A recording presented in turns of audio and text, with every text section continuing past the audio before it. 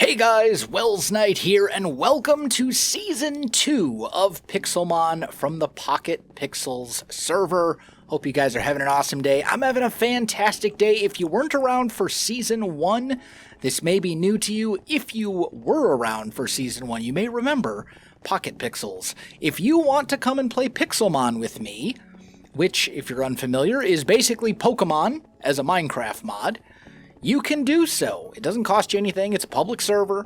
All the stuff you need to know as far as like how to get on the server, how to get the Pixelmon Reforged mod pack, all that kind of stuff, it's all in the description. So check that out if you're interested in coming and playing with me. The IP is play.pocketpixel.net, and this series is sponsored by PocketPixels. So, without further ado, couple things you gotta know. When you come into the hub here, when you first log on, this is what you'll see. Over here, they've got basically these big fancy signs showing the events that are going on every day. So like Wednesday, there are increased shiny Pokemon spawns and so on and so forth. Over here, they got some stuff about their sales and stuff like that. And then over here, this is where you choose what server you want to play on. We are going to be on the Pixelmon Yellow Server. Also, if you do want to come and play with me, there is a free starter pack that you get. You go onto the store, which is, I believe, shop.pocketpixels.com or something like that. I'll have it in the description. No, I'm sorry. Shop.pocketpixels.net is the website, and you just claim the free starter pack. You use the code Welsknight. It gives you some free stuff, so kind of cool. But anyway, as I said, we want to be playing on the Pixelmon Yellow server, which is right here. So to get onto the Yellow server, you come up to this guy, and you just give him a right click. Welcome, my friends, to the future location of Jubiknight City. It will be someday. If we look at our map, we're kind of over in here. Before this episode is done, there will be a warp automatically set up so that if you jump onto the server, you can just type in a command and be teleported here instantly. But right now, there's nothing here to teleport to. So I have a few things that I want to build in this episode. First of all, our starter house, and that's going to go right here. I've already started laying it out. I also want to make an Apricorn farm for the community because you'll need those to make Pokeballs.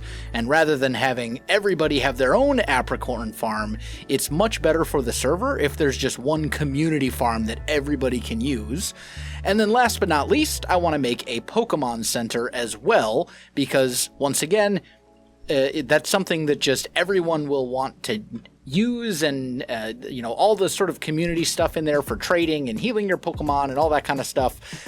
Those will be public and available for everyone to use. So we want to have one of those as well. That's a Cinderace. Hi. But yeah, that's what we want to do to begin with. As for the layout here, it's pretty straightforward. We are divided into a grid system, and each of these boxes is 19 on every edge. And what will happen is when people come onto the server, they can claim a plot within Jubiknight City, and they'll have the area within the boxes. So it'll be a 17 by 17 area for each person. I'm still deciding at the moment if I want to let people claim multiple adjacent plots at once. I think for now I'm probably just going to say one plot per person to start with. But much like last season, what will probably end up happening is, we'll have this big sort of boom of people sort of right at the beginning, and then once that kind of wears off, once the series has been running for a little while and we don't have tons and tons and tons of new people coming in, then we'll open it up to say, okay, now we're good if you want to claim another plot, more on the edge of the city and expand it, feel free to do so. But what's great about this grid system is that it's super easy to expand, and it can essentially be expanded infinitely, at least in theory. So all we do is we put down one of these 19 by 19 boxes with, 17 by 17 space in the middle. And then we put, this would be a 19 by box. I can't words today. This would also be a 19 by 19 box. This would be a 19 by 19 box, etc., etc. And the cross sections, it's just a 3 wide space in the middle for the road. And the road will ultimately probably encompass these blocks here as well. But that's all you gotta do, and then you can just expand this grid out for as far as it needs to go, and it keeps everything nice and organized. It makes sure that everything is fair because people will have plots of the same size. It just really helps so much, and it worked out super well last season. So we're going to do that again. But first things first, I want to build my starter house, and I am going to build this house based on one of the buildings that I have seen in screenshots of Pokemon Legends Arceus, which is coming out, well, by the time this video comes out, it will actually already be out. And I'm pretty excited for it. So I'm going to get to work on this, and let's do it as a time lapse.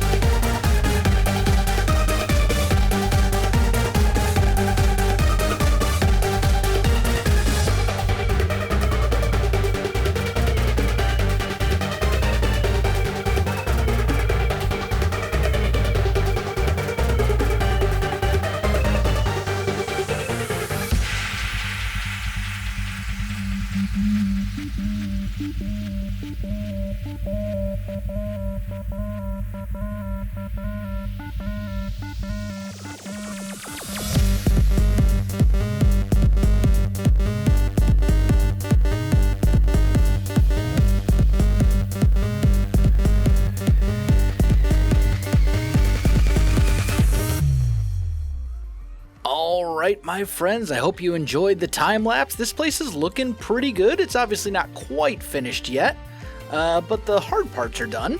At this point, all we really need to do is get the roof all finished up, and that should be pretty easy. Just grab some slabs here, put some stuff in like that. Gotta finish up the chimney, which should just be a simple matter of popping up here and go 1, 2, 3, and 4 to give a little thingy like this. And then we basically just want to do the opposite. So there, here, here, and here. And then we'll go 1, 2, 3, 4. I need pillar blocks. Oh, by the way, I don't know if I've actually mentioned this yet, but we are playing in Minecraft 1.12.2. So if you're wondering why the house isn't making use of some things from later versions of Minecraft, that would be the reason. I do think that I would be able to make this house a lot better in more recent versions of Minecraft, but due to the way that modded Minecraft works, I mean, you only have so much control over that. Pixelmon Reforged, which is the mod that makes this Pixelmon, is only for 1.12.2. So you can't go any higher than that. That's just the nature of the beast when you're playing modded Minecraft, so it is what it is. But yeah, we just got to get a couple small things fixed up here and finished. Let me get that all done, and I'll show you the final product. Alright, well, as you can see, I have put the finishing touches here on the house, or at least the exterior. Still need to do some landscaping and things like that, but I will take care of that later. For now, this is done. The interior is not much to look at least at the moment. Again, I'll worry about that later. Next step, Apricorn Farm.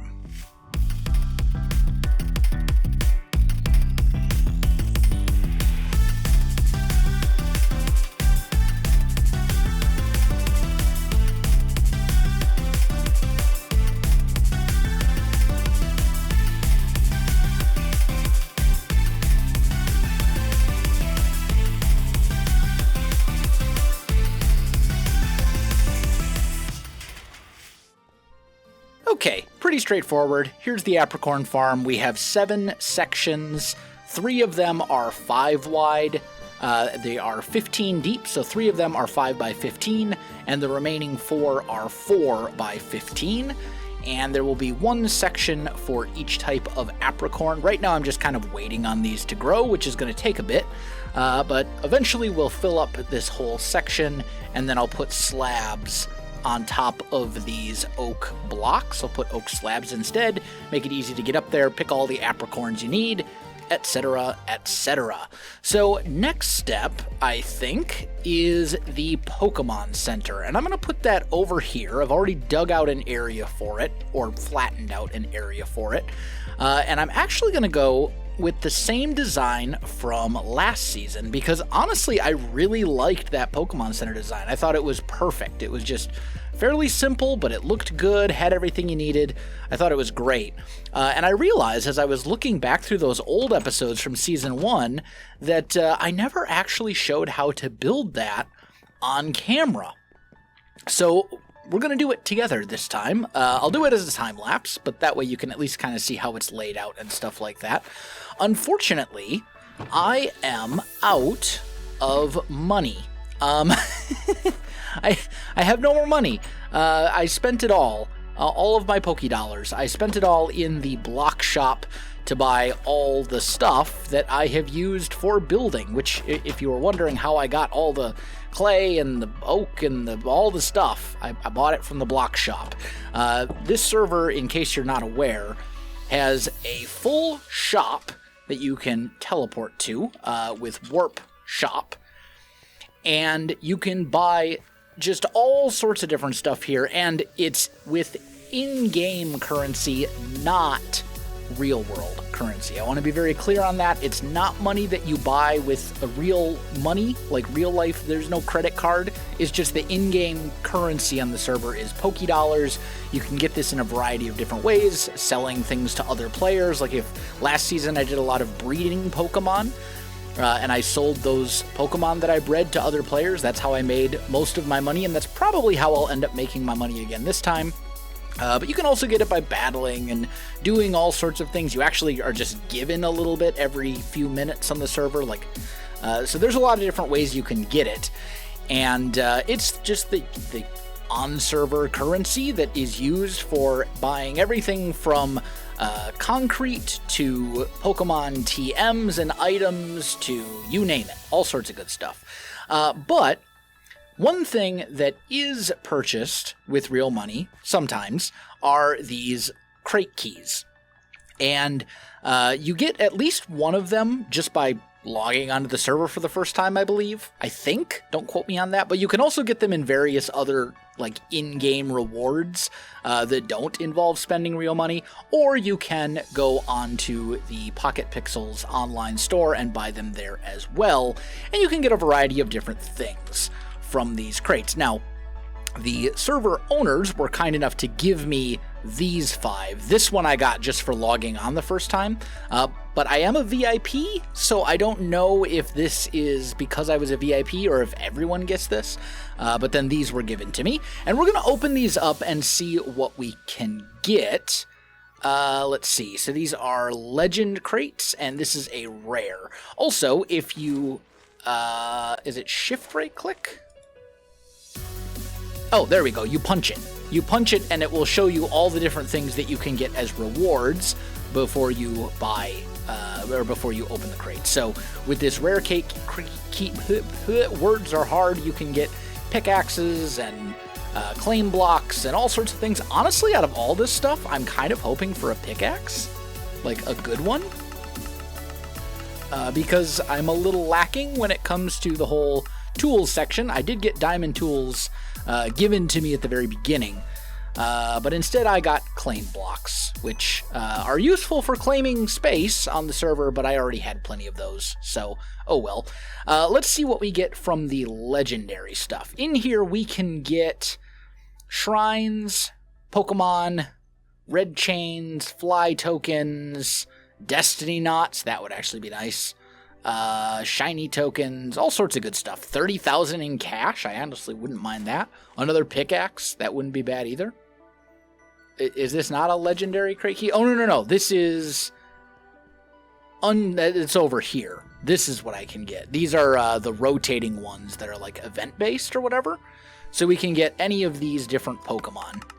So maybe what I'll do is I'll do this and then I'll try to sell this shiny Pokemon to get a little bit of funds to fund our creation of Jubiknight City. So there we go. We got a Sneasel with a special event skin. Looking pretty fine, I do say so myself. Let's just keep going and see what else we get here. Okay. A Leafeon. Again, with an event skin. Looks pretty cool. Not too bad. A Giratina. That's actually pretty great. Because legendaries, you know, the event skin type stuff, usually other players aren't super interested, but legendaries are always in demand. So this one's actually great. Naive Nature isn't bad. What are the IVs on this thing? Oh, IVs. No, IVs 5 game. Ooh, 4 perfect IVs, not just 3. That's actually amazing. So that's a great pickup. Okay, we got a Baneri. Nothing super fancy there. Just a little Halloween bunny skin. And last one, shiny Voltorb. Okay, that's alright. So, the big one there was the Giratina. That's the one that should allow us to fund the rest of our city making, because I don't need much. All I need is 3 stacks of wool, and then I'll have everything I need. Oh, and I got to buy some of the machines as well, like healers and PCs and all that kind of stuff to put in the Pokecenter too. Because it's just way easier than crafting them, and in-game currency is really not super hard to come by, even if you're not spending any sort of real money whatsoever. So it's pretty easy to get. Okay, so we are here at the minimum prices warp, which is warp min prices, just like this. There are certain rules on the server about the minimum price that certain Pokemon can be sold for. Mostly legendaries is the big thing. But it looks like Giratina is 20k minimum. So 20k we can sell that's the minimum we can sell our Giratina for.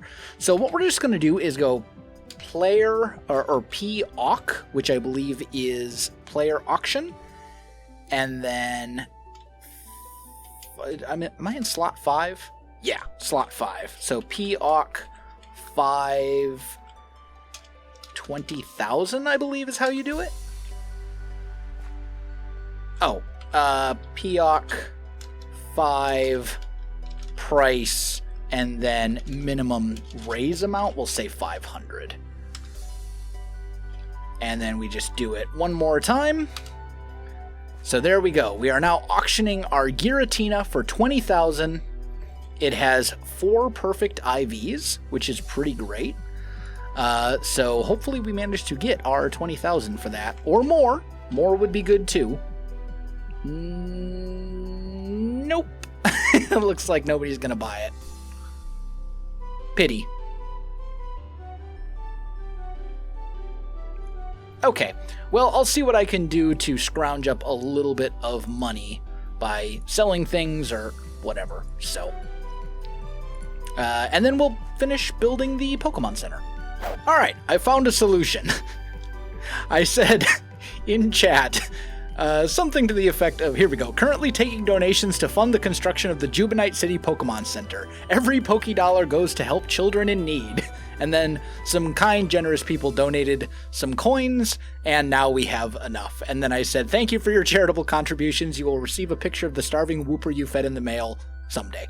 So, you know, when in doubt, players on the server do tend to be fairly nice, as long as you're not just being like, you know, please give money. So, all good. Okay, so now we should have everything we need. We've got enough money to buy the remaining blocks. So let's warp to the block shop. And I'll show you how this works, because it's super, super convenient. As long as you have the Poké-dollars, all you need to do is find the block you want to buy. In this case, we need 1 stack of red wool, 1 stack of gray wool, and 1 stack of white wool. And I think that is pretty much it. Then we also need to find...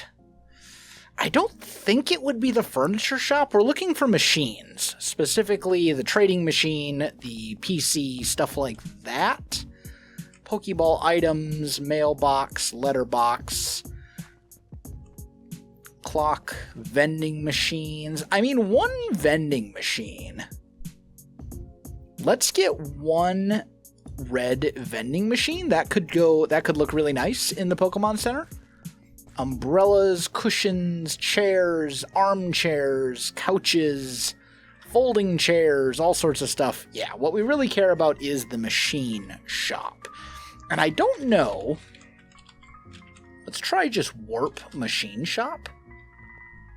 Hey, look at that. Beautiful. Okay, so what we need is probably like 3 PCs, 2 trading machines, we'll say 2 healers, and what else is over here? A ranch that we can leave alone for now. Fossil cleaners, fossil displays. Let's get like 2 mechanical anvils, 4 regular anvils, and I'm just gonna buy myself a few ranch blocks. Those are for me. Those are not for everybody else. Those are going to be for me, but they will get used. Okay, so there we go. Now we have all the stuff that we actually need. Let me get this Pokemon Center built.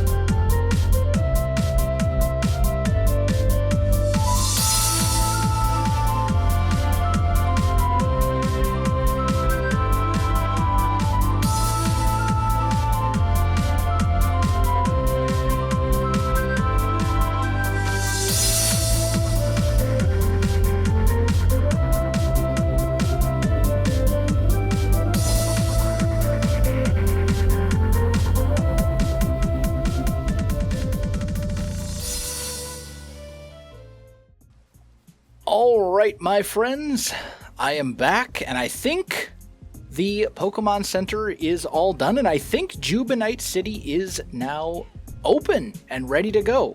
So here's the interior. We've got all the necessary public services, trading machines, healers to heal up your Pokemon, PCs to access your boxes, etc. The rules are all located right here. I'm not going to read them all because it's a lot of stuff. But if you plan to be a part of Jubiknight City, come onto the server and play with me and live here, these are the rules for Jubiknight City. So please read them and do follow them if you're going to be here. The way that you get to this place is you type /PW and go to View All Warps, and you find Jubiknight City on this list. By the time this video goes up, there's a good chance it'll be somewhere on the first page, but if not, keep scrolling. Otherwise, if you're having trouble finding it, you can also just type /PW space Welsknight. sorry. I guess you have to capitalize. You got to capitalize Welsknight. Okay, and then you'll find it right here. And you can warp there, use the warp, and it will take you to right here in the middle of this Pokeball design on the floor, and the rules will be right here. So that's Jubiknight City. You can see the town is already expanding. People are already claiming plots. Once again, claim the area inside the andesite. It'll be a 17 by 17 plot. Do not claim the andesite itself. And if you can't find a plot, just expand the grid system. We have a grid system working here. You can see, just expand it and make it bigger. In theory, we can expand this pretty much infinitely to make sure that there's enough space for everybody. And there we go. I think that is the first episode in the books. Now that we have Jubiknight City up and running, next episode we'll be able to get into some actual Pokemon stuff, start worrying about our team and some of the other stuff on the server, all sorts of good things. So I'm excited. I hope you are too. If you want to come play, again, all the information you need is in the description. But that's going to do it for me. Guys, if you enjoyed the video, you know what to do. Links in the description below, so check that out as well. Otherwise, my friends, thanks for watching, and I'll see you in the next one.